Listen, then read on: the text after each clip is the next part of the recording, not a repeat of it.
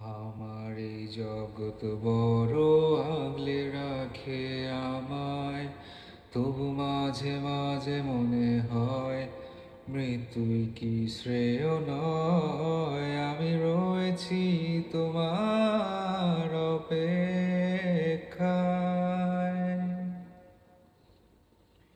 নিকষ কালো এই আধারে স্মৃতিরা সব খেলা করে।